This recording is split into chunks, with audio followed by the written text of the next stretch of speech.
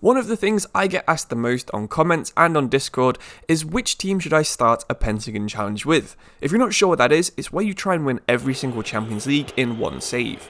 I always recommend you start off in Asia, and if you'd like to know a little bit more, click the link in the top right of the video right now.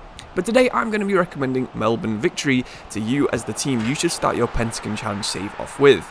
In fact, because I've just done an entire league guide on the A-League, why don't you check that out if you're interested in starting this save as well. But we're going to be looking specifically only at Melbourne in today's video.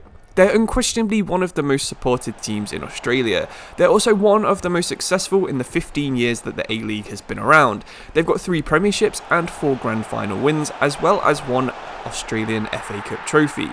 They clash in some of the biggest derbies out there. The Big Blue is one of the most famous, which is a derby against Sydney FC. But most interesting for me is some of the players they have in their squad. You might see on the thumbnail that they had a player that used to have 89 potential. This is actually Roderick Miranda, a centre-back who now is only 69 rated. He's only 30, so you probably still can get him to improve quite a lot using dynamic potential. Despite having such a huge amount of potential at such a young age, Miranda actually never got above 72 overall. So why don't you see if you can make him breach 75 and become one of the best players in the Australian League. He isn't the most exciting player in their squad anymore though. You might have seen that everyone's FIFA favourite Lewis Nani has recently signed for them too.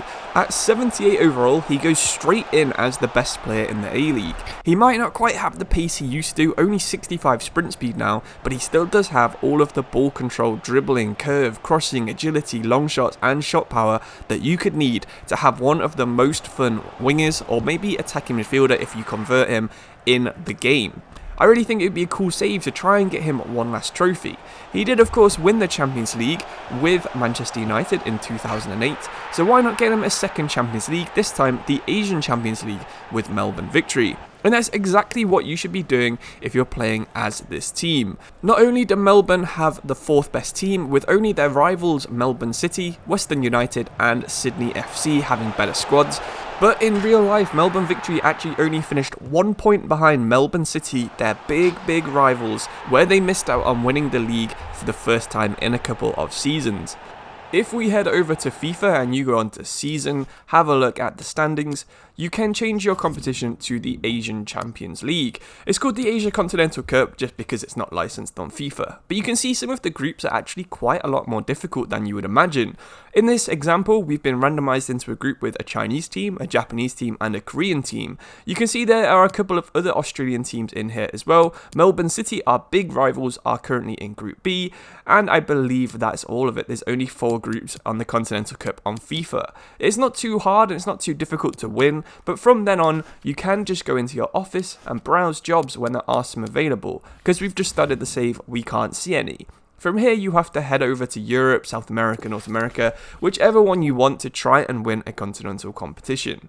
I really do think it would be a fun save. If you add Nani in on your left wing, it was already a weak point on the squad and I haven't added him in just yet, then it would be a very interesting team. They've got quite a bit of pace, some potential, and they've also got the 2nd largest budget in the league.